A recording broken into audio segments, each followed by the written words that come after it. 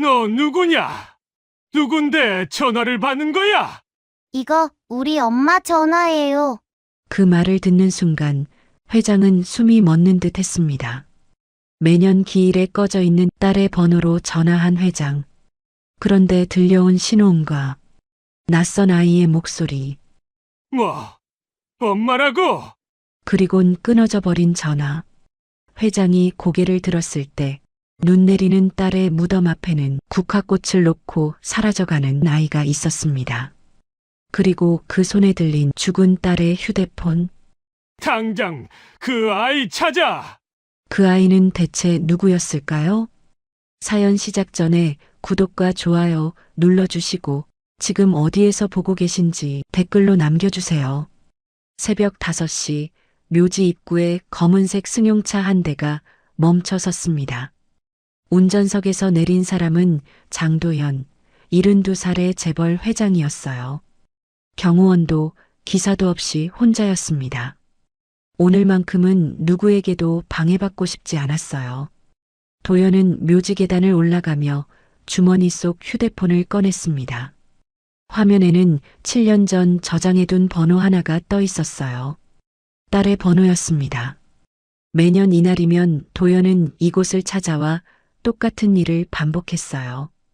꺼진 전화로 사과를 전하는 일이었습니다. 서윤아, 아빠 왔다. 도연은 딸의 묘비 앞에 무릎을 꿇으며 떨리는 목소리로 말했습니다. 하얀 대리석 묘비에는 장서윤이라는 이름이 새겨져 있었어요. 도연은 하얀 국화 한 다발을 묘비 앞에 내려놓고 천천히 휴대폰을 들어 올렸습니다. 신호음이 울리기 시작했어요. 늘 그랬듯 몇 번의 신호음 후 끊길 거라 생각했습니다. 하지만 이번에는 달랐어요. 여보세요? 기계음이 아니라 사람의 목소리였습니다. 어린아이의 목소리였어요. 도연의 심장이 멎는 것 같았습니다. 너 누구냐? 도연은 겨우 목소리를 짜냈습니다. 전화기 너머로 아이의 또박또박한 목소리가 들려왔어요. 이 번호 돌아가신 저희 엄마 핸드폰인데요. 도연은 입술을 달싹거렸지만 말이 나오지 않았습니다. 아이의 목소리가 다시 이어졌어요. 아저씨, 우리 엄마 아는 분이에요. 도연은 대답을 해야 했지만 목구멍이 막혔습니다. 아이는 잠시 침묵하더니 작은 목소리로 말했어요. 엄마가요, 이 번호로 전화 오면 그냥 받으라고 했어요. 도연의 심장이 얼어붙었습니다. 숨이 아니라 시간이 멎은 것 같았어요. 대답을 하려는 순간이었습니다. 뚝! 전화가 끊겼습니다. 아이 쪽에서 먼저 끄는 거였어요. 도연은 화면이 꺼진 휴대폰을 멍하니 바라보다가 떨리는 손으로 다시 번호를 눌렀습니다. 신호음이 울렸어요. 그런데 묘지 뒤편 어디선가 희미한 벨소리가 들려왔습니다. 도연은 황급히 고개를 돌렸어요. 안개 너머 30m쯤 떨어진 곳에 작은 그림자가 보였습니다. 어린아이였어요. 도연은 눈을 가늘게 뜨며 그 모습을 바라봤습니다. 아이는 묘비 하나 앞에 쪼그려 앉아 무언가를 내려놓고 있었어요. 하얀 국화 한 송이였습니다. 그런데 그 모습이 도연의 가슴을 찔렀어요. 아이는 새벽 추위에 얇디얇은 점퍼 하나만 걸치고 있었고 메고 있는 가방은 끈이 다 떨어져 한쪽 어깨에서 흘러내리고 있었습니다. 발에 신은 운동화는 구멍이 뚫려 있었고 손에는 빈 병이 든 검은 봉투를 덜렁거리고 있었어요. 도연의 숨이 막혔습니다. 재벌 그룹 회장인 자신은 고급 캐시미어 코트를 입고 명품 구두를 신고 있는데 저 아이는 겨울 새벽에 얇은 옷 차림으로 묘지를 찾아왔습니다. 도연은 본능적으로 일어서며 앞으로 나아가려 했어요. 하지만 아이가 먼저 일어섰습니다. 작은 가방을 품에 안고 묘지를 벗어나려는 모습이었어요. 잠깐만! 거기 잠깐! 도연은 다급하게 소리쳤습니다. 목소리가 떨렸고 숨이 가빴어요. 하지만 아이는 도연의 목소리를 듣지 못한 듯 그대로 계단을 내려가기 시작했습니다. 안개가 짙어 아이의 뒷모습이 금방 흐려졌어요. 아이는 그렇게 사라졌습니다. 도연은 그 자리에 멈춰선 채 아이가 사라진 방향을 바라봤어요. 손에 든 휴대폰이 미끄러지며 바닥에 떨어졌습니다. 딸그락 소리가 고요한 새벽 묘지에 울려 퍼졌어요. 도연은 천천히 고개를 숙여 바닥에 휴대폰을 주었습니다. 손가락 끝이 차갑게 식어가는 게 느껴졌어요. 도연은 비틀거리며 아이가 있던 곳으로 걸어갔습니다. 안개를 헤치고 묘비 앞에 다가서자 그제야 눈에 들어왔어요. 작은 손으로 정성스럽게 놓인 국화 한 송이가 서윤의 묘비 바로 옆 조그만 묘비 앞에 놓여 있었습니다. 도연은 그 국화를 물끄러미 바라봤어요. 서윤아, 내가 뭘 남긴 거냐? 도연의 목소리는 떨렸습니다. 하지만 눈물은 나오지 않았어요. 다만 가슴속 깊은 곳에서 무언가 뒤틀리는 아픔만이 밀려왔습니다. 도연은 한참을 그 자리에 서 있다가 천천히 몸을 돌렸어요. 휴대폰을 주머니에 넣고 묘지를 벗어났습니다. 머릿속은 여전히 아이의 목소리로 가득 찼어요. 이 번호로 전화 오면 그냥 받으라고 했어요. 서윤이가 죽기 전 아이에게 뭔가를 말했다는 뜻이었습니다. 하지만 도연은 그 아이의 존재조차 몰랐어요. 차에 오른 도연은 시동을 걸지 못한 채 한참을 핸들만 쥐고 있었습니다. 손등에 핏줄이 붉어져 나왔어요. 그는 깊게 숨을 들이마셨다가 천천히 내쉬었습니다. 알아봐야겠어. 반드시. 도연은 낮게 중얼거렸습니다. 이번엔 그냥 넘어갈 수 없었어요.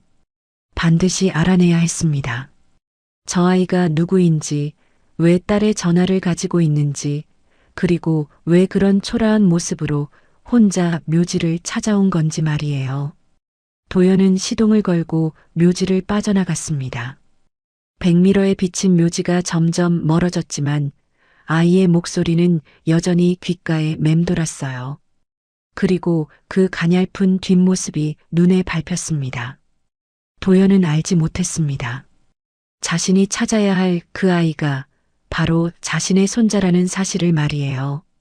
도연은 차를 천천히 몰아 묘지 입구로 향했습니다. 눈발이 점점 굵어지고 있었어요. 헤드라이트 불빛 사이로 하얀 눈송이들이 끊임없이 쏟아져 내렸습니다. 그때 차 앞 50m쯤 떨어진 곳에 작은 그림자가 보였어요. 눈을 맞으며 걷고 있는 아이였습니다. 도연은 무의식 중에 속도를 줄였어요. 가까워질수록 아이의 모습이 선명해졌습니다. 얇은 여름 점퍼는 이미 눈에 젖어 몸에 착 달라붙어 있었고 한 손에는 빈 병이 든 검은 봉투를 들고 있었어요. 뺨은 추위 때문에 빨갛게 터 있었고 얇은 속눈썹 위에는 하얀 서리가 내려앉아 있었습니다.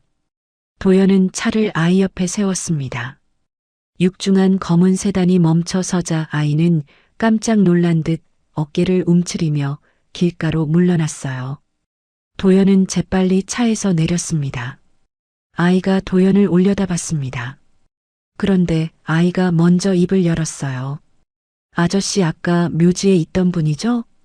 또박또박한 목소리였습니다. 도연은 고개를 끄덕였어요. 아이는 하얀 입김을 뱉으며 다시 물었습니다. 아저씨도 엄마 보러 오셨어요? 그래, 그렇단다. 아이는 고개를 끄덕이며 작게 웃었어요. 마치 같은 슬픔을 가진 사람을 만난 것처럼 반가워하는 표정이었습니다. 저도 엄마 보러 갔어요. 오늘 엄마 생일이거든요.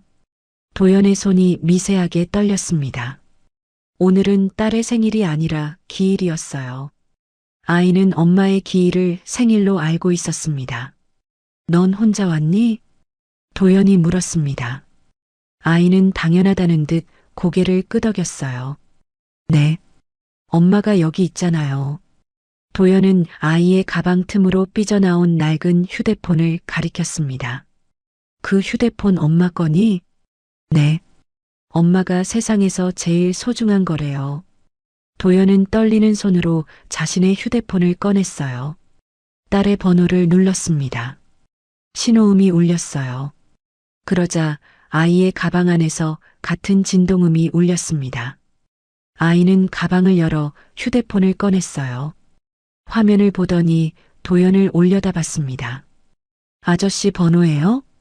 도연은 고개를 끄덕였습니다. 아이는 신기하다는 듯 휴대폰을 들여다보며 말했어요. 엄마가 그랬어요. 이 전화로 연락 오면 꼭 받으라고요. 중요한 사람이래요. 도연은 고개를 돌렸습니다. 아이에게서 시선을 뺄 수가 없었어요. 이름이 뭐니? 장민우예요. 장민우. 딸의 성을 가진 아이였습니다. 도연은 입술을 꽉 깨물었어요. 민우야, 같이 사는 사람은 누구니? 도연의 질문에 민우는 갑자기 주위를 살피더니 겁에 질린 표정을 지었습니다. 작은 몸을 움츠리며 뒷걸음질을 쳤어요. 저 이제 가봐야 돼요. 왜? 무슨 일 있니? 도연이 다가서자 민우는 더 움츠러들었습니다. 빈 병이 든 봉투를 꽉 쥐며 떨리는 목소리로 말했어요. 김 아저씨 깨기 전에 빨리 가야 돼요. 이거 팔아서 들어가야 하는데 눈 때문에 너무 늦었어요. 김 아저씨라니? 도연이 물었습니다. 하지만 민우는 대답하지 않았어요. 대신 시계를 보더니 급하게 말했습니다. 늦으면 오늘 밥 안 준다고 했어요. 그 말에 도연의 표정이 처음으로 굳었습니다. 뭐라고? 저 진짜 가봐야 돼요. 도연은 아이를 붙잡으려 손을 뻗었습니다. 하지만 차마 잡을 수가 없었어요. 민우는 도연의 망설임을 틈타 몸을 돌렸습니다. 그리고 눈 쌓인 길을 따라 뛰기 시작했어요. 잠깐, 민우야. 도연이 소리쳤습니다. 하지만 민우는 멈추지 않았어요. 낡은 운동화가 눈을 밟는 뽀드득 소리가 들렸습니다. 빈 병이 든 봉투가 덜컹거리며 흔들렸어요. 도연은 몇 걸음 뛰어가려다가 그 자리에 멈춰 섰습니다. 쏟아지는 눈 속에서 민우의 뒷모습이 점점 흐려졌어요. 얇은 여름 점퍼를 입은 작은 그림자가 눈보라 속으로 사라져갔습니다. 도연은 쏟아지는 눈을 맞으며 그 자리에 서 있었습니다. 손이 떨렸고 숨이 거칠어졌어요. 김 아저씨, 빈병, 늦으면 밥을 안 준다. 도연은 천천히 주먹을 쥐었습니다. 손등에 핏줄이 붉어져 나왔어요. 도연은 거칠게 차에 올라탔습니다. 시동을 걸지 않은 채 한참을 핸들만 쥐고 있었어요. 눈발은 더욱 거세졌지만 도연의 눈빛은 더 차가웠습니다. 최명식. 그 이름을 입에 올리는 순간 도연의 표정이 완전히 바뀌었습니다. 슬픔은 사라지고 분노만 남았어요. 30년을 함께한 비서, 도연의 모든 일을 처리해온 사람이었습니다. 내가 감히 내 눈을 가렸단 말이지? 도연은 가속 페달을 밟았습니다. 차가 눈길을 달리기 시작했어요. 백미러에는 눈 덮인 묘지가 점점 멀어지고 있었습니다. 하지만 도연의 머릿속에는 여전히 민우의 모습이 생생했어요. 젖은 옷, 떨리는 몸, 겁에 질린 눈빛, 그리고 빈 병이 든 봉투를 들고 눈보라 속으로 사라지던 뒷모습이 말이에요. 도연은 이를 악물었습니다. 7년 동안 쌓인 진실이 이제야 드러나기 시작했어요. 그리고 그 진실은 상상했던 것보다 훨씬 더 추악했습니다. 차는 눈길을 가르며 빠르게 달렸습니다. 도연의 눈빛은 점점 더 차갑게 식어갔어요. 이제 망설임은 없었습니다. 반드시 알아내야 했어요. 누가 감히 자신의 손자를 저런 꼴로 만들었는지 말입니다. 도연은 회사에 도착했습니다. 오전 9시, 평소보다 3시간이나 늦은 시간이었어요. 비서실 직원들이 놀란 표정으로 회장을 맞이했습니다. 하지만 도연은 아무 말 없이 집무실로 들어갔어요. 회장님, 오전 회의가 이미 들어가 있어. 금방 간다. 도연은 짧게 대답하고 문을 닫았습니다. 책상 앞에 앉았지만 서류가 눈에 들어오지 않았어요. 머릿속은 온통 아이 생각뿐이었습니다. 장민우, 서윤이의 성을 가진 아이. 똑똑. 문을 두드리는 소리에 도연은 황급히 자세를 바로 잡았습니다. 비서 최명식이 들어왔어요. 60대 중반의 단정한 남자였습니다. 30년을 함께한 신복이었죠. 회장님, 임원회의가 대기 중입니다. 알았네. 도연은 자리에서 일어났습니다. 회의실로 향하는 복도를 걸으며 명식이 옆에서 일정을 보고했어요. 하지만 도연은 한마디도 듣지 못했습니다. 회의실 문이 열렸습니다. 임원들이 일제히 일어나 인사했어요. 도연은 고개만 끄덕이고 상석에 앉았습니다. 그럼 4분기 실적 보고 시작하겠습니다. 재무이사가 발표를 시작했습니다. 모니터에 그래프가 떴고 숫자들이 지나갔어요. 하지만 도연의 눈에는 아무것도 들어오지 않았습니다. 머릿속에는 눈 내리는 산길에서 떨고 있던 민우의 모습만 떠올랐어요. 회장님? 회장님! 재무이사가 조심스럽게 불렀습니다. 도연은 그제야 정신을 차렸어요. 임원들이 모두 자신을 바라보고 있었습니다. 뭐라고 했나? 승인 여부를 여쭤봤습니다. 보류하게. 임원들이 서로 눈빛을 주고받았습니다. 평소에 도연이라면 즉각 결정을 내렸을 텐데 오늘은 달랐어요. 회의는 어색한 분위기 속에 마무리됐습니다. 도연이 집무실로 돌아오자 명식이 차를 준비했어요. 회장님, 괜찮으십니까? 명식이 조심스럽게 물었습니다. 도연은 차를 한 모금 마시고는 명식을 똑바로 쳐다봤어요. 명식이, 예, 회장님.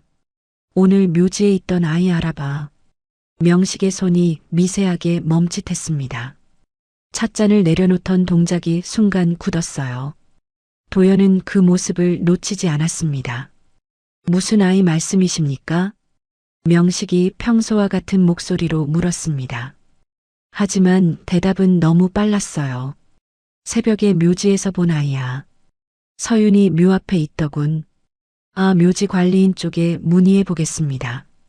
조용히 그리고 빠르게. 도연의 목소리가 낮아졌습니다. 명식은 고개를 숙였어요. 알겠습니다, 회장님. 명식이 나가고 도연은 다시 혼자 남았습니다. 창밖으로 눈이 계속 내리고 있었어요. 오후 6시 도연은 일찍 퇴근했습니다. 30년 만에 처음 있는 일이었어요. 집에 도착한 도연은 곧장 2층으로 올라갔습니다. 복도 끝 7년 동안 한 번도 열지 않았던 방 앞에 섰어요. 도연은 손을 뻗어 문손잡이를 잡았습니다. 손이 떨렸어요.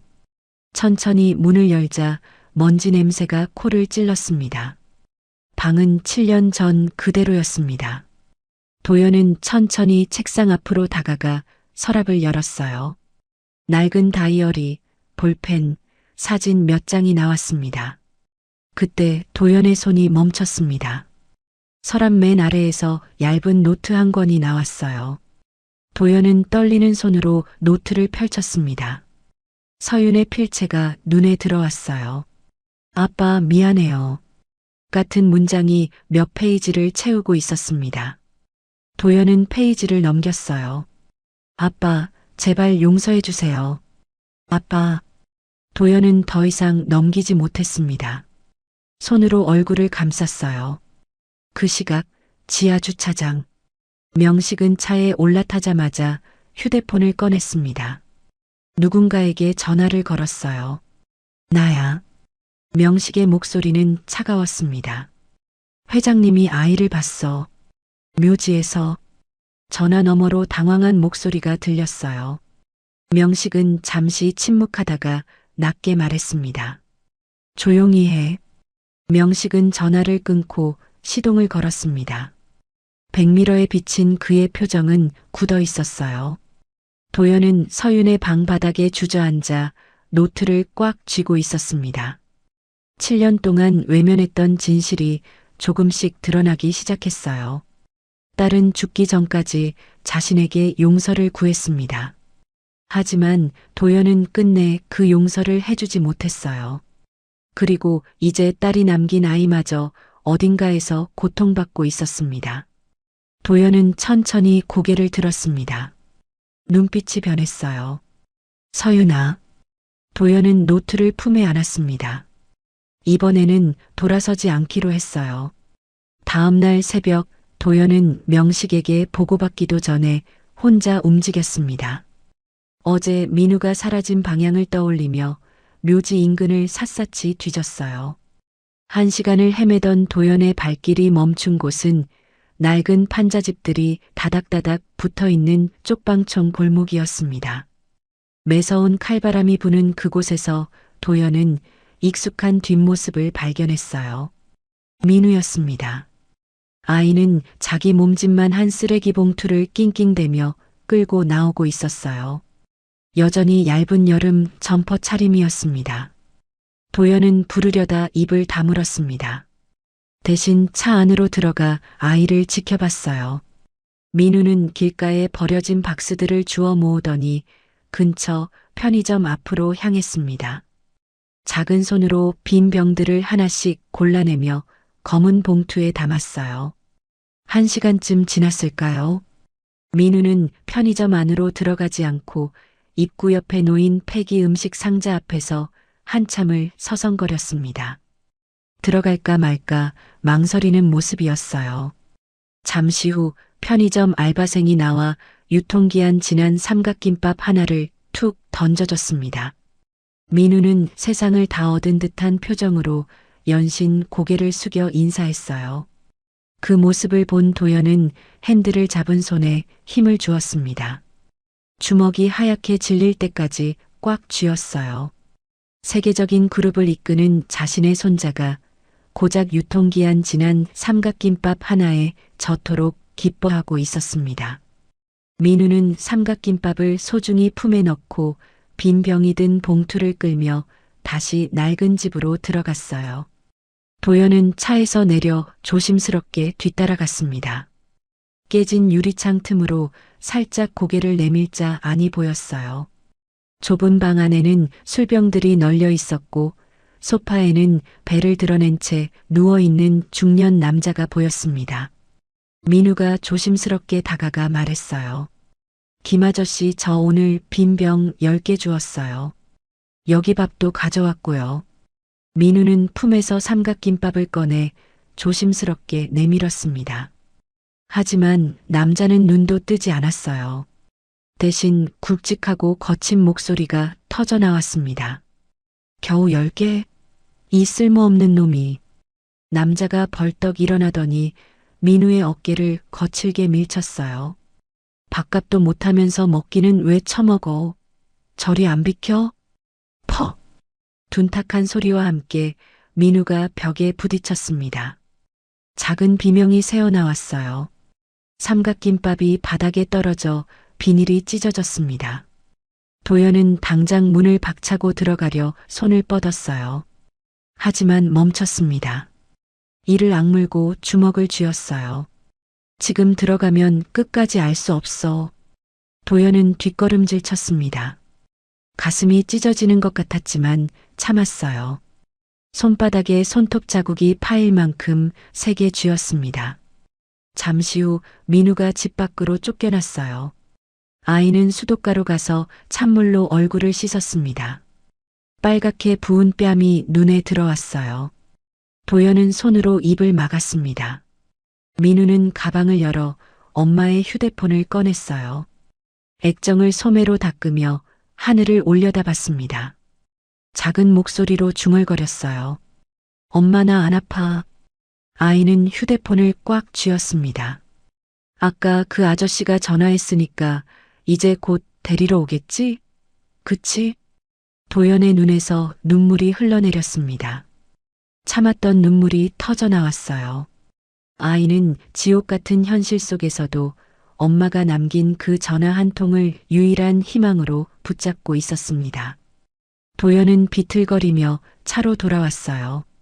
차 안에 앉자마자 창밖을 바라봤습니다. 민우가 다시 빈 병을 찾으러 골목 안쪽으로 사라지는 모습이 보였어요. 작은 몸집이 눈 내리는 길 끝으로 흐려져 갔습니다. 도연은 떨리는 손으로 휴대폰을 꺼냈습니다.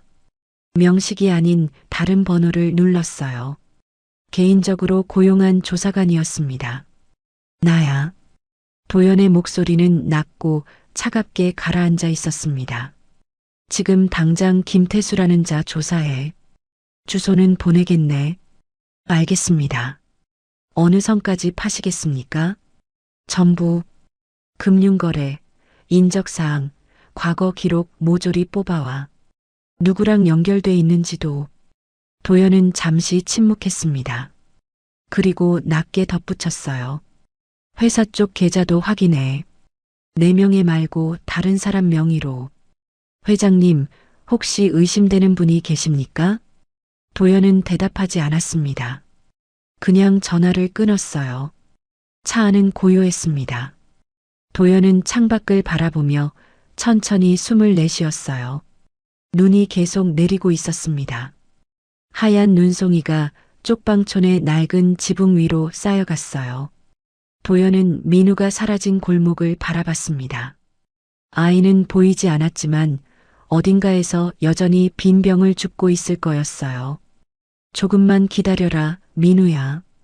도연은 낮게 중얼거렸습니다. 할아버지가 반드시 데리러 간다. 그날 오후 도연은 회사로 돌아가지 않았습니다. 대신 개인 사무실로 향했어요. 조사관에게서 첫 보고가 올라오길 기다렸습니다.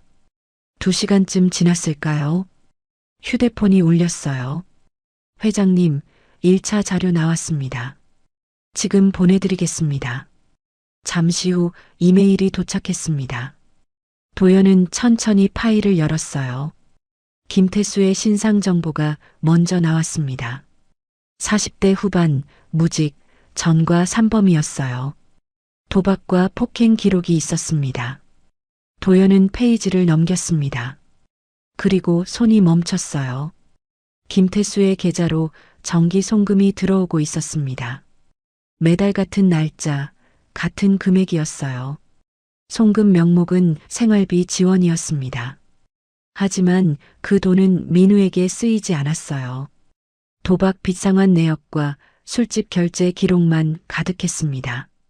도연은 송금 계좌를 확인했습니다. 회사 계열사 법인 계좌였어요. 하지만 도연이 승인한 적 없는 계좌였습니다. 이게 뭐야? 도연은 조사관에게 다시 전화를 걸었어요. 이 계좌 관리자가 누군가? 확인 중입니다. 내일 아침까지 나옵니다. 도연은 전화를 끊고 서류를 내려다봤습니다. 손이 미세하게 떨렸어요. 설마. 도연은 고개를 저었습니다. 아직은 확신할 수 없었어요. 하지만 불길한 예감이 가슴을 짓눌렀습니다. 창밖으로 눈이 계속 내리고 있었습니다. 도연은 창가에 서서 눈 덮인 도시를 바라봤어요. 명식아. 도연은 낮게 중얼거렸습니다. 내가 아니길 바란다. 하지만 도연은 이미 알고 있었습니다. 30년을 함께한 사람의 손길을 말이에요. 그 사람이 아니라면 누가 이런 일을 할 수 있겠습니까? 도연은 천천히 눈을 감았습니다. 내일이면 진실이 드러날 거였어요. 그리고 그때부터 도연의 진짜 싸움이 시작될 것입니다. 다음 날 아침, 도연은 평소보다 2시간 일찍 개인 사무실로 출근했습니다.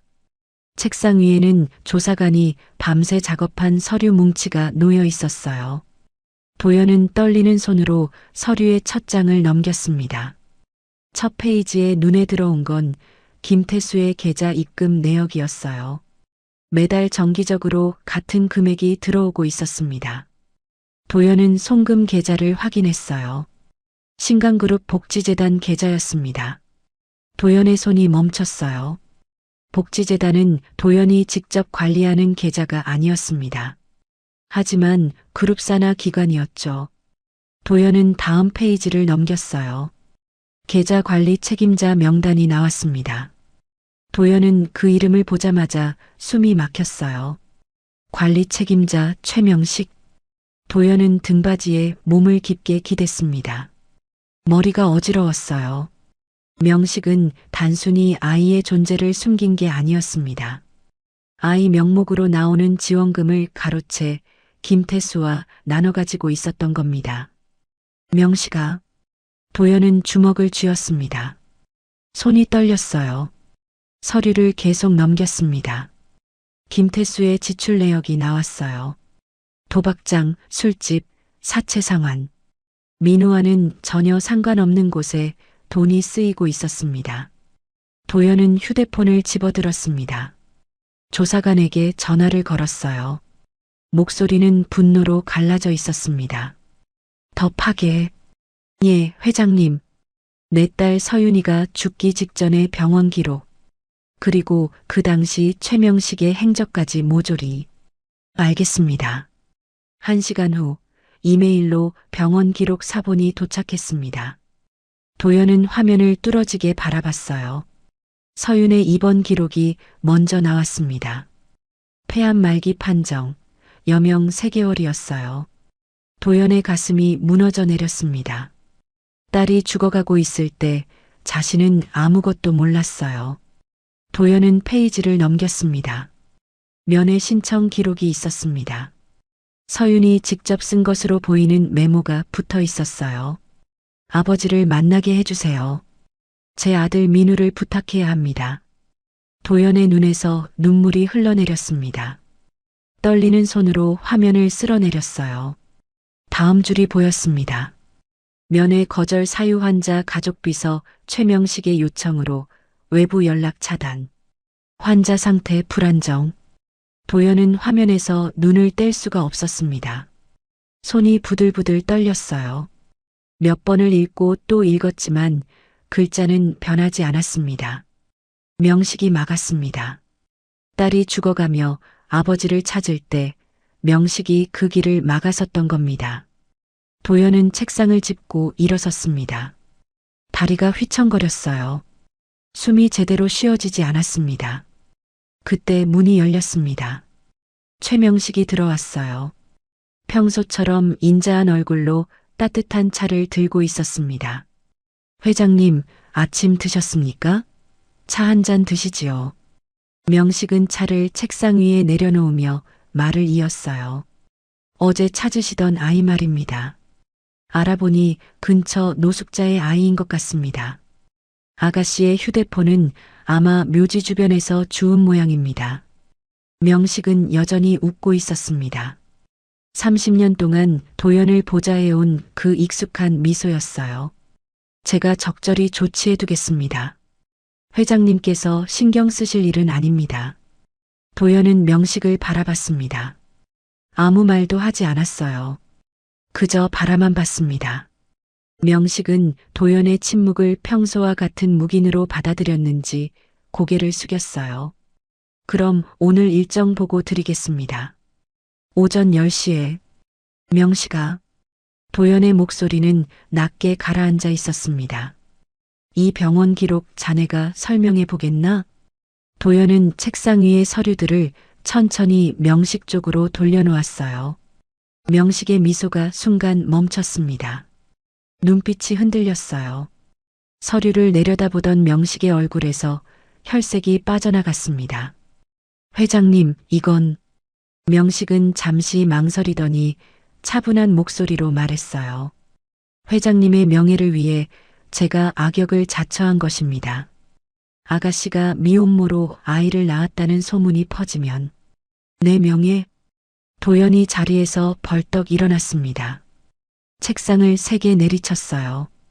찻잔이 쓰러지며 차가 쏟아졌습니다. 내 딸이 죽어가며 나를 찾을 때 너는 어디 있었느냐? 도연은 명식에게 다가가 멱살을 움켜쥐었습니다. 이른이 넘은 노인의 손에 무서운 힘이 실렸어요. 내 손자가 눈밭에서 패기 삼각김밥을 먹을 때 너는 그 지원금을 가로채 술값으로 썼느냐 말이다. 회장님, 진정하십시오. 닥쳐. 도연은 명식을 거칠게 밀쳤습니다. 명식이 뒤로 비틀거리며 벽에 부딪혔어요. 안경이 날아가 바닥에 떨어졌습니다. 다시는 그 입에서 나를 위한다는 소리 하지 마라. 도연은 떨리는 손으로 명식을 가리켰습니다. 30년을 함께했다. 내가 자네를 얼마나 믿었는지 아나? 명식은 바닥에 주저앉았습니다. 안경을 더듬어 찾았지만 일어서지 않았어요. 그저 고개를 숙인 채 앉아 있었습니다. 도연은 명식을 내려다봤어요. 가슴이 터질 것 같았습니다. 서윤이가 마지막으로 나를 찾았을 때 도연의 목소리가 떨렸습니다. 자네가 막았구나. 명식은 대답하지 않았습니다. 침묵이 흘렀어요. 그 침묵이 모든 걸 인정하는 것 같았습니다. 도연은 천천히 뒤로 물러섰습니다. 책상에 기대어 숨을 골랐어요. 왜 그랬나? 죄송합니다. 명식이 작은 목소리로 말했습니다. 하지만 그 목소리에는 진심이 담겨 있지 않았어요. 도연은 그걸 느꼈습니다. 명식은 천천히 고개를 들었어요. 바닥에 떨어진 안경을 주워 닦으며 말했습니다. 하지만 이미 제 손을 벗어난 문제는 아닙니다. 도연은 명식을 바라봤습니다. 명식의 눈빛이 달라져 있었어요. 아가씨는 많은 걸 제게 맡겼습니다. 그 아이의 일도 마찬가지였고요. 명식은 안경을 쓰며 천천히 일어섰습니다. 이미 법적으로 정리된 일입니다. 김태수는 그 아이의 법적 보호자고요. 도연의 주먹이 떨렸습니다. 감히. 회장님. 명식이 말을 끊었습니다. 목소리는 여전히 차분했지만 그 안에 차가운 무언가가 담겨 있었어요. 선 넘으셨습니다. 그 한마디에 도연의 등골이 서늘해졌습니다. 30년을 함께한 사람이 낯선 사람처럼 느껴졌어요. 명식은 구겨진 옷매무새를 정리하며 문 쪽으로 걸어갔습니다. 문 앞에서 멈춰서서 뒤돌아봤어요. 실례하겠습니다. 명식이 나갔습니다. 문이 닫히는 소리가 무겁게 울렸어요. 도연은 그 자리에 서 있었습니다. 다리가 후들거렸지만 꾹 참고 서 있었어요. 책상 위에는 여전히 서류들이 펼쳐져 있었습니다. 도연은 떨리는 손으로 휴대폰을 집어들었습니다. 개인 기사에게 전화를 걸었어요. 당장 차대. 어디로 가시겠습니까? 쪽방촌. 지금 당장. 도연은 서류를 집어들고 사무실을 뛰쳐나갔습니다. 복도를 달리며 조사관에게 전화를 걸었어요. 김태수 집 근처에 사람 배치했나? 아직입니다, 회장님. 지금 출발하면 늦었어. 내가 먼저 간다. 자네는 경찰 동원할 준비해. 경찰입니까? 그래. 아동학대, 횡령, 사기. 최대한 무겁게 걸 수 있는 거 전부 준비해. 도연은 전화를 끊고 계단을 뛰어내려갔습니다. 엘리베이터를 기다릴 시간도 없었어요. 숨이 가빠졌지만 멈추지 않았습니다. 건물 밖으로 뛰쳐나가자 차가 이미 대기하고 있었어요. 도연은 뒷좌석으로 뛰어들며 소리쳤습니다. 최대한 빨리. 차가 출발했습니다. 도연은 창밖을 바라보며 주먹을 쥐었어요. 눈이 다시 내리기 시작했습니다. 명식이가 먼저 손을 썼을까? 불길한 예감이 가슴을 짓눌렀습니다. 도연은 휴대폰을 꺼내 민우의 사진을 바라봤어요. 조사관이 보내준 사진이었습니다. 조금만 기다려라, 민우야. 도연은 낮게 중얼거렸습니다. 할아버지가 간다. 반드시. 차는 눈길을 가르며 빠르게 달렸습니다. 도연의 눈빛은 점점 더 차갑게 식어갔어요. 명식과의 30년도, 그룹의 명예도 이제 중요하지 않았습니다. 지금 도연에게 중요한 건 단 하나뿐이었어요. 자신의 손자를 되찾는 것. 그리고 그 아이를 고통 속에 방치한 자들을 응징하는 것이었습니다. 도연이 탄 차가 쪽방촌 입구에 급정거했습니다. 차 문이 열리기도 전에 도연은 밖으로 뛰어내렸어요. 쏟아지는 눈발 사이로 어제 봐두었던 집이 보였습니다. 도연은 뛰었습니다. 70이 넘은 나이였지만 발걸음은 빨랐어요. 숨이 가빴지만 멈추지 않았습니다. 쓰레기 더미를 걷어차고 얼어붙은 골목을 달렸어요. 낡은 집 앞에 도착했습니다. 도연은 문을 두드리지 않았어요. 그냥 문을 박차고 들어갔습니다. 낡은 문이 경첩제 떨어져 나가며 안으로 쓰러졌어요. 누구야? 어떤 새끼가 남의 집 문을. 소파에 처박혀 있던 김태수가 벌떡 일어났습니다. 술에 취한 얼굴이었어요. 눈이 충혈돼 있었고 입에서는 역한 냄새가 났습니다. 도연은 대답하지 않았습니다. 대신 방 안을 재빨리 훑었어요. 구석 깨진 유리창 밑에 민우가 웅크리고 있었습니다. 얇은 담요 하나만 덮은 채였어요. 어제보다 더 헬쑥해진 얼굴로 아이는 떨고 있었습니다. 민우야. 도연이 아이에게 달려가려 하자 김태수가 비틀거리며 앞을 막아섰어요. 잠깐, 당신 누구야? 어제 그 영감 맞지? 김태수는 도연을 위아래로 훑어봤습니다. 비싼 코트, 명품 구두가 눈에 들어왔어요. 김태수의 눈빛이 변했습니다. 계산하는 눈빛이었어요. 뭐야, 우리 애한테 볼 일 있어? 김태수는 입가에 비릿한 웃음을 띄었습니다. 얘 내 아들이야. 법적으로 내 아들이라고. 건드리면 유괴로 신고할 줄 알아. 도연은 품 안에서 서류 뭉치를 꺼냈습니다. 김태수의 얼굴에 던졌어요. 서류가 흩어지며 바닥에 떨어졌습니다. 매달 내 계좌로 들어간 돈. 그 돈이 이 아이를 위해 쓰였나?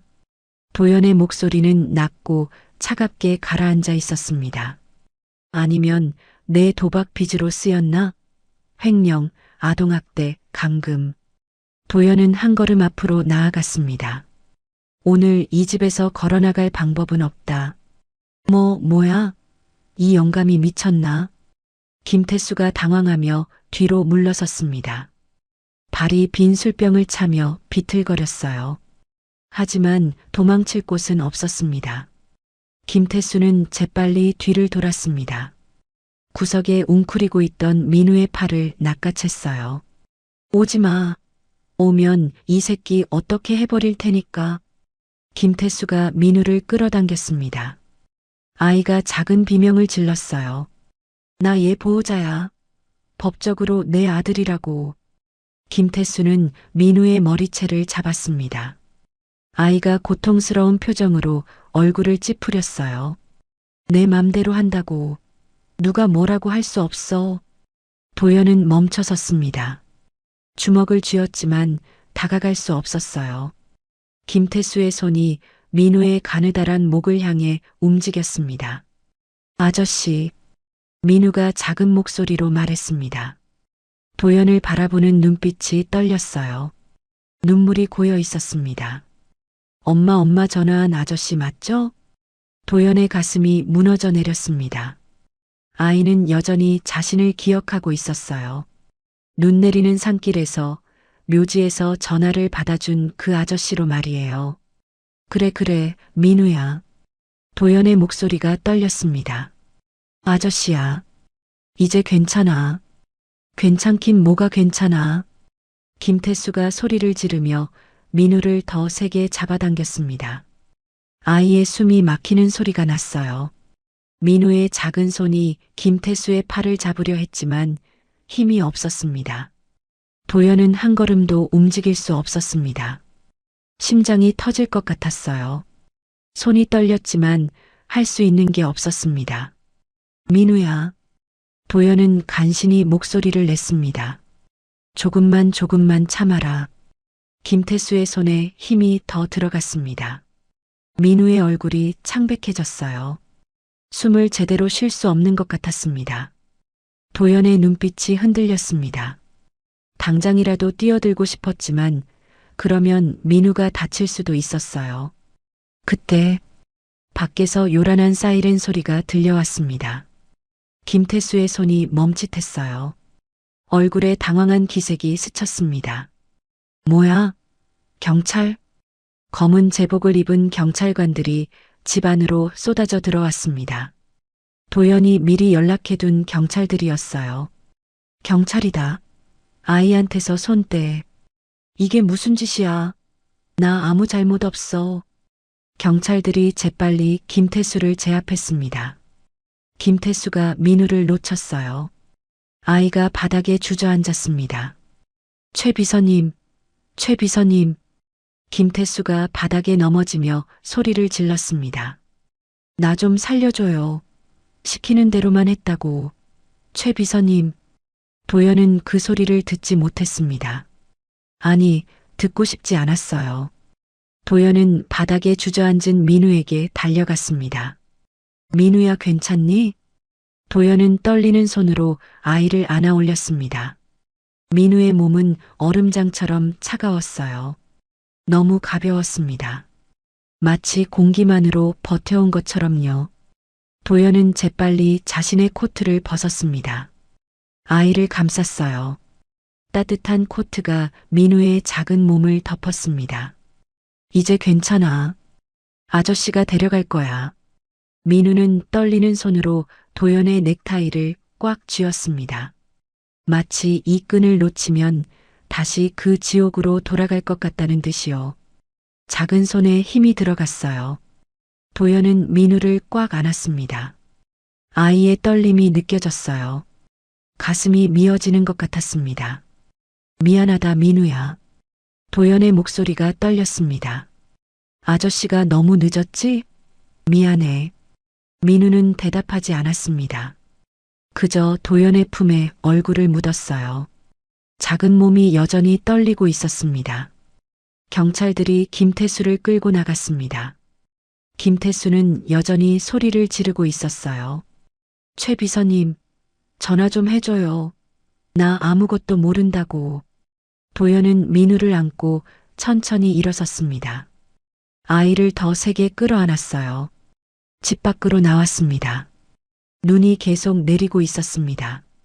하얀 눈송이가 도연의 어깨 위로, 민우를 감싼 코트 위로 내려앉았어요. 도연은 차로 향했습니다. 하지만 몇 걸음 걷지 못하고 멈춰 섰어요. 앞에 검은 세단 한 대가 서 있었습니다. 뒷좌석 창문이 살짝 내려가 있었어요. 어둠 속에서 최명식의 윤곽이 보였습니다. 명식은 아무 말도 하지 않았습니다. 그저 도연을, 그리고 도연의 품에 안긴 민우를 바라보고 있었어요. 표정은 보이지 않았습니다. 하지만 그 시선이 느껴졌어요. 도연은 멈춰서서 명식을 바라봤습니다. 30년을 함께한 두 사람이 눈 내리는 길 한가운데서 마주 서 있었어요. 도연은 한 걸음 앞으로 나아갔습니다. 명식의 차 앞을 지나쳤어요. 뒤돌아보지 않았습니다. 자신의 차에 도착했습니다. 기사가 재빨리 문을 열어줬어요. 도연은 민우를 안고 차에 올랐습니다. 병원으로. 도연의 지시에 차가 출발했습니다. 백미러에 명식의 차가 보였어요. 여전히 그 자리에 서 있었습니다. 움직이지 않았어요. 도연은 품에 안긴 민우를 내려다봤습니다. 아이는 눈을 감고 있었어요. 숨소리가 고르지 않았습니다. 떨림도 멈추지 않았어요. 민우야, 이제 괜찮아. 도연은 떨리는 손으로 아이의 머리를 쓰다듬었습니다. 다시는 혼자 두지 않을게. 도연은 민우를 더 끌어안았습니다. 이번엔 놓치지 않을 생각이었어요. 차는 눈길을 가르며 빠르게 달렸습니다. 도연은 창밖을 바라봤어요. 하얀 눈이 끊임없이 내리고 있었습니다. 도연의 눈빛은 차갑게 식어 있었습니다. 이제 방어는 끝났어요. 이제부터는 응징이었습니다. 자신의 딸을 죽이고 손자를 고통 속에 방치한 자들에 대한 말이에요. 민우를 병원 VIP 병동에 입원시킨 도연은 아이가 잠든 것을 확인하고서야 병실 밖으로 나왔습니다. 복도에는 명식이 아닌 도연이 직접 신뢰하는 보안팀장과 법무팀장이 대기하고 있었어요. 도연은 두 사람을 조용한 곳으로 데려갔습니다. 병원 옥상이었어요. 찬바람이 불었지만 도연은 아랑곳하지 않았습니다. 지금 이 시간부로 최명식의 모든 권한을 정지시킨다. 도연의 목소리는 낮고 단호했습니다. 회사 전산망 접속 차단하고 그가 관리하던 복지재단 장부 전부 압수해. 보안팀장이 고개를 끄덕였어요. 하지만 법무팀장의 표정은 어두웠습니다. 회장님, 말씀드리기 곤란하지만. 법무팀장이 조심스럽게 입을 열었어요. 최 실장이 이미 주요 서류들을 처리한 것으로 보입니다. 그리고 이 사진 중 상당수가 오래 함께 일해왔습니다. 법무팀장은 더 이상 말하지 않았습니다. 하지만 도연은 알아들었어요. 도연은 차갑게 웃었습니다. 명식이가 착각하고 있군. 도연은 난간에 손을 얹었어요. 아래로 도시의 불빛이 보였습니다. 내가 이 회사를 어떻게 키웠는지 잊은 모양이야. 도연은 두 사람을 돌아봤습니다. 이 사회는 내가 직접 처리한다. 자네들은 법적 증거만 확보해. 도연은 병원을 나와 곧장 회사로 향했습니다. 밤 11시였지만 본사 건물은 여전히 불이 켜져 있었어요. 도연은 엘리베이터를 타고 최상층으로 올라갔습니다. 명식의 사무실이 있는 층이었어요. 복도는 고요했습니다. 도연은 명식의 사무실 문 앞에 섰어요. 문은 닫혀 있었지만 안에서 불빛이 새어나왔습니다. 도연은 노크하지 않았습니다. 문을 열고 들어갔어요. 명식은 창가에 서 있었습니다. 도시의 야경을 바라보고 있었어요. 도연이 들어온 것을 알면서도 돌아보지 않았습니다. 회장님, 명식의 목소리는 차분했습니다. 결국 여기까지 오셨군요. 명식이 천천히 돌아섰어요. 손에 작은 USB를 들고 있었습니다. 이 안에 든 걸 정말 보고 싶으십니까? 명식은 USB를 살짝 들어 보였습니다. 도연은 대답하지 않았어요. 그저 명식을 바라봤습니다. 회장님, 명식이 한 걸음 앞으로 나왔습니다. 아직 늦지 않았습니다. 도연은 명식에게 천천히 다가갔어요. 명식의 책상까지 걸어가서 멈춰 섰습니다. 명식아. 도연의 목소리는 낮았습니다. 너는 내가 회사를 지키기 위해 너와 타협할 거라 생각했나? 명식의 표정이 미세하게 흔들렸습니다. 회장님, 평생을 바친 회사입니다. 회사는 무너져도 다시 세우면 그만이다. 도연은 명식의 눈을 똑바로 쳐다봤어요. 하지만 내 손자의 눈물은 다시 되돌릴 수 없더구나. 명식의 손이 떨렸습니다. USB를 쥔 손에 힘이 들어갔어요. 내가 가진 그 USB, 지금 당장 언론에 뿌려라. 도연의 목소리는 떨리지 않았습니다. 나는 오늘 신강그룹 회장이 아니라 장민우의 할아버지로서 이 자리에 서 있다. 침묵이 흘렀습니다. 명식은 아무 말도 하지 못했어요. 그저 USB를 쥔 손만 떨리고 있었습니다. 도연은 휴대폰을 꺼내 전화를 걸었어요. 들어와. 잠시 후 문이 열렸습니다. 보안요원 2명이 들어왔어요. 최명식을 업무상 횡령 및 증거인멸 교사 혐의로 고발한다. 도연은 명식을 보지 않았습니다. 지금 당장 끌어내. 회장님. 명식이 소리를 질렀습니다. 보안요원들이 명식의 팔을 잡았어요. 회장님, 제가 없으면 30년 동안 고마웠네, 명식아. 도연의 목소리는 차가웠습니다. 하지만 이제 끝이야. 문이 닫혔습니다. 복도로 명식의 소리가 멀어져 갔어요. 도연은 명식의 자리에 앉았습니다. 책상 위에 전화기를 들었어요. 비상이사회 소집해. 내일 아침 6시. 회장님, 내일 아침은 지금 당장 연락 돌려.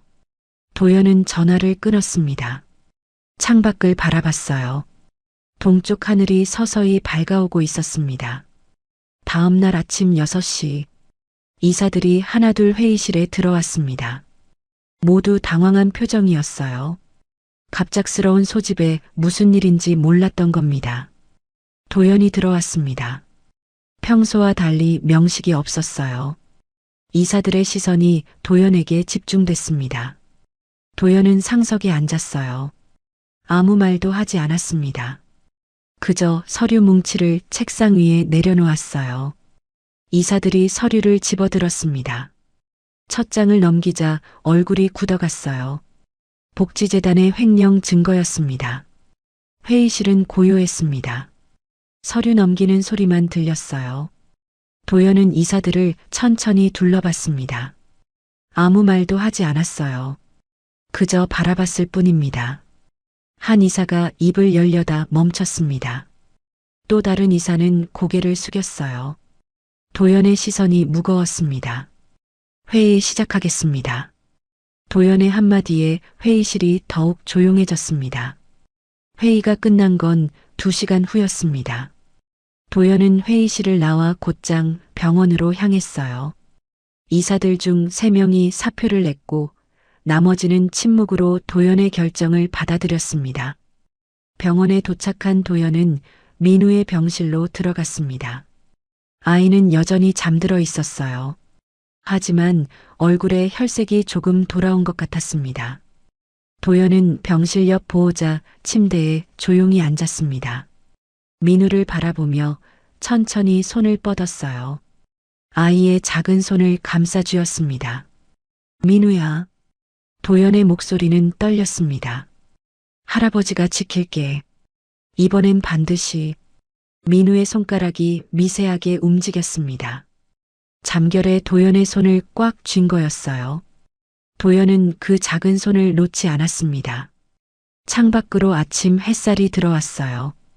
긴 밤이 지나고 새로운 하루가 시작되고 있었습니다. 도연은 눈을 감았습니다. 처음으로 편안한 숨을 쉬었어요. 이제 시작이었습니다. 명식을 제거했지만 아직 끝난 게 아니었어요. 김태수를 처벌하고 민우를 법적으로 되찾아야 했습니다. 하지만 도연은 두렵지 않았습니다. 이 작은 손을 잡고 있는 한 무엇이든 할 수 있을 것 같았어요. 민우가 입원한 지 사흘째 되던 날, 도연은 조사관으로부터 금고 하나를 전달받았습니다. 명식이 폐기하려다 실패한 물건이었어요. 이게 뭔가? 최명식 비서의 개인 금고입니다. 압수 과정에서 발견했습니다. 조사관이 금고를 열었습니다. 안에는 낡은 일기장 한 권과 작은 녹음기가 들어 있었어요. 도연은 떨리는 손으로 녹음기를 집어들었습니다. 재생 버튼을 눌렀어요. 지직거리는 소음이 흘러나왔습니다. 그리고 이어진 목소리에 도연의 손이 멈췄어요. 명식 아저씨 제발이요. 서윤의 목소리였습니다. 갈라진 약한 목소리였어요. 아빠한테 연락해 주세요. 저 이제 시간이 얼마 없어요. 도연은 숨을 멈췄습니다. 민우를 아빠한테 보내야 해요. 제발. 서윤의 목소리가 떨렸습니다. 울먹이는 소리가 들렸어요. 그때 명식의 목소리가 들려왔습니다. 아가씨. 차갑고 침착한 목소리였습니다. 도연이 알던 그 목소리였어요. 회장님은 아가씨를 잊으셨습니다. 지금 연락해봤자 회장님 명예만 더럽힐 뿐이에요. 도연의 손이 떨렸습니다. 아이는 걱정 마세요. 제가 좋은 곳에 맡겨서 키우겠습니다. 명식의 목소리는 여전히 차분했습니다. 그러니 제발 조용히 가세요. 지직. 녹음이 끊겼습니다. 도연은 녹음기를 떨어뜨렸습니다. 바닥에 떨어진 녹음기에서 딸그락 소리가 났어요. 도연은 책상을 짚고 천천히 주저앉았습니다. 손이 떨렸어요. 온몸이 떨렸습니다. 회장님, 조사관이 조심스럽게 불렀습니다. 하지만 도연은 대답하지 못했어요. 도연은 떨리는 손으로 일기장을 집어들었습니다. 낡은 표지였어요. 천천히 펼쳤습니다. 서윤의 필체가 보였습니다. 날짜는 7년 전이었어요. 아빠가 보낸 편지를 명식 아저씨가 전해줬다. 하지만 뜯어보지 않았다. 아빠는 나를 용서하지 않으셨을 것이다. 도연은 페이지를 넘겼습니다. 명식 아저씨가 말씀하셨다. 아빠가 나를 호적에서 팠다고. 이제 나는 정말 혼자구나. 도연의 손이 멈췄습니다. 입술이 바들바들 떨렸어요. 하지만 괜찮다. 민우만은 아빠를 만나게 해주고 싶다. 아빠는 무섭지 않은 분이니까. 도연은 더 이상 읽을 수 없었습니다. 일기장을 가슴에 꽉 안았어요. 회장님, 괜찮으십니까? 조사관이 물었습니다. 도연은 대답하지 않았어요. 그냥 고개를 저었습니다. 나가주게. 예, 회장님. 조사관이 나가고 도연은 혼자 남았습니다. 일기장을 아는 채 한참을 앉아 있었어요. 얼마나 시간이 흘렀을까요? 도연은 천천히 일어났습니다. 일기장과 녹음기를 챙겨 병원으로 향했어요. 민우의 병실에 도착했습니다. 문을 열자 민우가 침대에 앉아 있었어요. 손에는 엄마의 낡은 휴대폰을 들고 있었습니다. 민우야. 도연이 조용히 불렀습니다. 민우가 고개를 들었어요. 아저씨 아니. 민우가 잠시 망설이더니 작은 목소리로 말했습니다. 할아버지. 도연의 발걸음이 멈췄습니다. 엄마 휴대폰에 사진이 있어요. 민우가 휴대폰을 들어 보였습니다. 화면에는 한 남자의 사진이 떠 있었어요. 젊은 시절의 도연이었습니다. 도연은 천천히 민우에게 다가갔습니다. 휴대폰을 받아들었어요. 사진 아래로 메시지가 보였습니다. 민우야, 이분이 내 할아버지야. 이분은 무서운 분이 아니라 엄마를 세상에서 가장 사랑해주신 분이란다. 언젠가 꼭 만나게 될 거야. 도연의 눈에서 눈물이 흘러내렸습니다. 참았던 눈물이 터져 나왔어요. 할아버지? 민우가 불안한 목소리로 물었습니다. 도연은 휴대폰을 내려놓고 민우를 안았어요. 민우야. 도연의 목소리가 떨렸습니다. 미안하다. 할아버지가 너무 늦게 알아서 정말 미안해. 민우는 처음엔 어색하게 있다가 천천히 도연의 등을 토닥였습니다. 작은 손이 도연의 등을 두드렸어요. 괜찮아요, 할아버지. 민우의 목소리는 작았지만 따뜻했습니다. 이제 만났잖아요. 도연은 민우를 더 꽉 안았습니다. 어깨가 떨렸어요. 소리 없이 울었습니다. 민우는 가만히 있었어요. 할아버지의 떨림을 느끼며 조용히 기다렸습니다. 한참 후 도연은 천천히 민우를 놓았습니다. 손으로 얼굴을 닦았어요. 할아버지, 우셨어요? 민우가 조심스럽게 물었습니다. 도연은 고개를 끄덕였어요. 그래, 울었다. 엄마 생각나서요? 민우의 물음에 도연은 잠시 망설였습니다. 그리고 고개를 끄덕였어요. 그래, 내 엄마 생각이 나서. 민우는 작은 손으로 도연의 손을 잡았습니다. 괜찮아요. 저도 가끔 울어요. 엄마 생각나면. 도연은 민우의 손을 꽉 쥐었습니다. 민우야. 네, 할아버지. 할아버지가 약속 하나 할게. 도연은 민우의 눈을 바라봤어요. 다시는 혼자 두지 않겠다. 다시는. 민우는 고개를 끄덕였습니다. 작게 웃었어요. 도연도 따라 웃었습니다. 눈물이 아직 마르지 않았지만 웃을 수 있었어요. 창밖으로 해가 지고 있었습니다. 하늘이 붉게 물들었어요. 도연은 민우의 손을 잡은 채 창밖을 바라봤습니다. 딸은 죽어서도 자신을 원망하지 않았습니다. 오히려 아버지를 믿고 아이를 맡겼어요. 이제 도연에게는 명확한 목표가 생겼습니다. 민우를 지키는 것, 딸의 마지막 소원대로 이 아이를 행복하게 만드는 것이었어요. 그리고 딸을 기만한 명식에게 법이 허용하는 가장 무거운 처벌을 내리는 것이었습니다. 도연은 민우의 손을 더 꽉 쥐었습니다. 이번엔 절대 놓치지 않을 거였어요. 민우가 태어나던 날, 도연은 아이를 데리고 다시 그 묘지를 찾았습니다. 처음 민우를 만났던 새벽과는 달랐어요.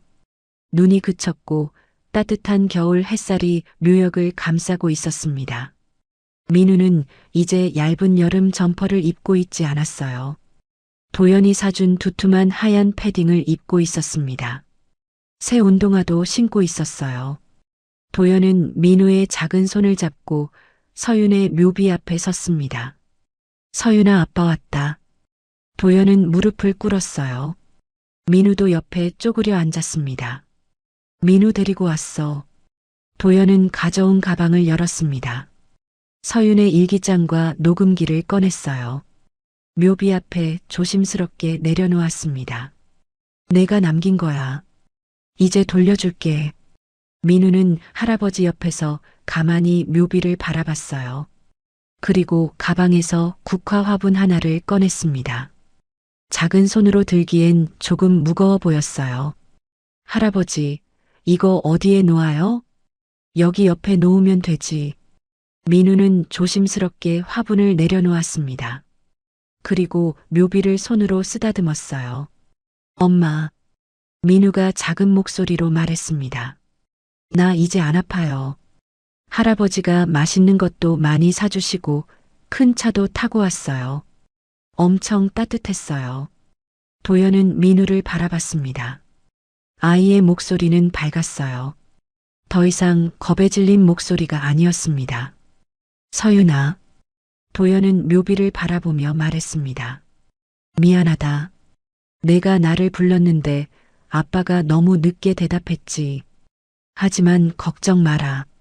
내가 남긴 이 아이 아빠가 지킬게. 반드시. 바람이 불어 국화 꽃잎이 살짝 흔들렸어요. 민우가 가방을 다시 열었습니다. 엄마의 낡은 휴대폰을 꺼냈어요. 화면은 여전히 금이 가 있었고 테두리는 달아 있었습니다. 민우는 휴대폰을 묘비 앞에 조심스럽게 내려놓았어요. 엄마, 이제 이건 엄마가 가지고 있어요. 민우가 작은 목소리로 말했습니다. 나 이제 이거 없어도 안 무서워요. 할아버지가 옆에 있거든요. 도연의 눈에서 눈물이 흘러내렸습니다. 조용히 소리 없이 흘러내렸어요. 지난 7년 동안 이 휴대폰은 아이의 유일한 생명줄이었습니다. 엄마와 이어진 마지막 끈이었어요. 하지만 이제 아이는 그 차가운 기계를 놓을 수 있게 됐습니다. 도연은 민우를 꽉 안았습니다. 그래, 민우야. 잘했다. 엄마도 기뻐하실 거야. 민우는 할아버지 품에 안겨 작은 손으로 등을 토닥였습니다. 두 사람은 한참을 그렇게 있었습니다. 도연은 천천히 민우를 놓았습니다. 손으로 얼굴을 닦았어요. 가자, 민우야. 네, 할아버지. 민우는 묘비를 한 번 더 쓰다듬었습니다. 엄마, 다음에 또 올게요. 민우는 일어서서 도연의 손을 잡았어요. 도연은 민우의 손을 꽉 쥐었습니다. 묘비를 향해 고개를 숙였어요. 서윤아, 아빠도 다시 올게. 도연은 민우와 함께 천천히 묘지를 내려갔습니다. 민우는 중간중간 뒤를 돌아봤어요. 묘비가 보이는지 확인하듯이요. 계단을 다 내려오자 민우가 말했습니다. 할아버지, 배고파요. 도연은 민우를 내려다봤습니다. 그리고 웃었어요. 뭐 먹고 싶니? 김밥이요. 김밥? 좋지. 도연은 민우의 손을 잡고 주차장으로 걸어갔습니다. 차에 타자 민우는 창밖을 바라봤어요. 할아버지, 응? 엄마가 보고 있을까요? 민우의 물음에 도연은 잠시 망설였습니다. 그리고 고개를 끄덕였어요. 그럼 보고 계실 거야. 웃고 계실까요? 그럼 우리 민우가 이렇게 씩씩하니까 분명 웃고 계실 거야. 민우는 고개를 끄덕이며 창밖을 계속 바라봤습니다. 도연은 시동을 걸었습니다. 그때 휴대폰 화면이 켜졌어요. 읽지 않은 메시지 하나가 떠 있었습니다. 도연은 잠시 화면을 바라봤습니다. 하지만 지금은 아니었어요. 지금은 민우와 함께 있는 시간이었습니다. 도연은 휴대폰을 내려놓고 핸들을 잡았습니다. 자, 출발한다. 차가 천천히 움직이기 시작했습니다. 백미러의 묘지가 점점 작아졌어요. 도연은 민우를 힐끗 봤습니다. 아이는 창밖을 보며 작게 웃고 있었어요. 도연도 따라 웃었습니다. 민우는 도연의 손을 놓지 않았습니다. 도연도 이번엔 놓지 않을 생각이었어요. 도연은 차에서 내리자마자 휴대폰을 확인했습니다. 읽지 않은 메시지였어요. 법무팀장이었습니다. 회장님, 최명식 1심 판결 나왔습니다. 징역 7년 확정. 김태수는 10년입니다. 도연은 메시지를 읽고 휴대폰을 주머니에 넣었습니다. 더 이상 확인할 것도 답할 것도 없었어요. 할아버지, 뭐 봐요? 민우가 물었습니다. 아니야. 아무것도 아니야. 도연은 민우의 손을 잡고 집으로 들어갔습니다. 며칠 후 도연은 서윤이 어릴 적 쓰던 방을 민우를 위해 새롭게 꾸며주었어요. 화려한 장식은 없었습니다. 대신 햇살이 가장 잘 드는 따뜻한 침대와 포근한 카펫을 놓았어요. 책상 위에는 새 책들과 색연필이 놓여 있었습니다. 민우가 처음 방에 들어섰을 때 조심스럽게 방바닥을 만져보았습니다. 할아버지, 민우가 작은 목소리로 말했습니다. 발바닥이 하나도 안 차가워요. 도연은 민우를 바라봤어요. 여기가 진짜 제 방이에요? 그래, 민우야. 이제 내 방이야. 도연은 민우 옆에 앉았습니다. 누가 너를 쫓아내지도 않고 밥을 안 주지도 않아. 여기서 푹 자고 마음껏 꿈을 꾸렴. 민우는 침대에 앉아 방 안을 둘러봤습니다. 서랍을 하나씩 열어봤어요. 새 신발과 예쁜 옷들이 가지런히 놓여 있었습니다. 민우는 옷 하나를 꺼내보더니 조심스럽게 다시 넣었어요. 할아버지, 이거 다 제 거예요? 그럼, 다 내 거야. 민우는 서랍을 천천히 닫고 창가로 갔습니다. 창밖으로 넓은 정원이 보였어요. 나무들이 보였고 멀리 연못도 보였습니다. 할아버지, 밖에 나가도 돼요? 그럼, 언제든지 나가도 돼. 민우는 창밖을 한참 바라보다가 침대로 돌아왔습니다. 침대에 누웠어요. 할아버지, 여기 푹 쉬네요. 구름 같아요. 도연은 민우의 머리를 쓰다듬었습니다. 편하니? 네. 엄청 편해요. 민우는 이불을 턱까지 올렸습니다. 그리고 도연을 올려다봤어요. 할아버지, 자기 전에 얘기 좀 해줄래요? 무슨 얘기? 아무거나요. 할아버지 목소리 들으면 안 무서워요. 도연은 민우 옆에 앉았습니다. 어떤 이야기를 해줄까 생각했어요. 할아버지가 어렸을 때 말이야. 도연은 천천히 이야기를 시작했습니다. 자신의 어린 시절, 서윤이 어렸을 때의 이야기들을 들려줬어요.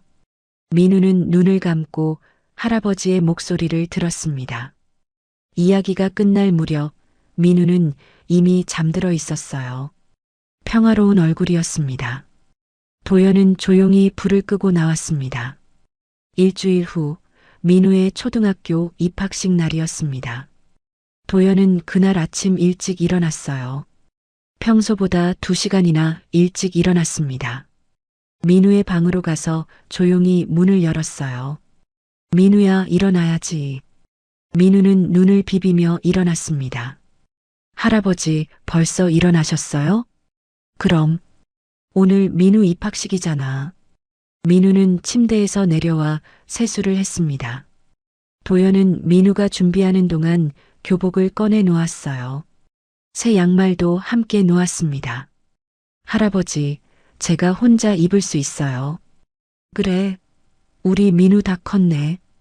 민우는 조심스럽게 교복을 입었습니다. 넥타이를 매려다 실패했어요. 도연이 다가가서 도와줬습니다. 이렇게 하는 거란다. 도연은 천천히 넥타이를 매주었습니다. 손이 떨렸지만 정성스럽게 매주었어요. 자, 다 됐다. 민우는 거울을 봤습니다. 교복을 입은 자신의 모습을 신기하게 바라봤어요. 할아버지, 저 멋있어요? 그럼, 우리 민우가 세상에서 제일 멋지구나. 민우는 노란 책가방을 맸습니다. 도연이 사준 새 책가방이었어요. 할아버지, 저 가방 잘 어울려요? 그럼, 딱 맞는구나. 도연은 민우의 손을 잡고 집을 나섰습니다. 차에 오르자 민우는 창밖을 바라봤어요.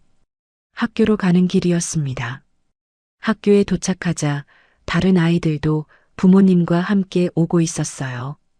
민우는 조금 긴장한 표정이었습니다. 할아버지, 저기 애들 많아요. 괜찮아. 민우도 곧 친구 많이 사귈 거야. 도연은 민우의 손을 꽉 쥐었습니다. 학교 안으로 들어갔어요. 입학식장에는 많은 사람들이 있었습니다. 도연과 민우는 자리에 앉았어요. 민우는 할아버지 손을 놓지 않았습니다.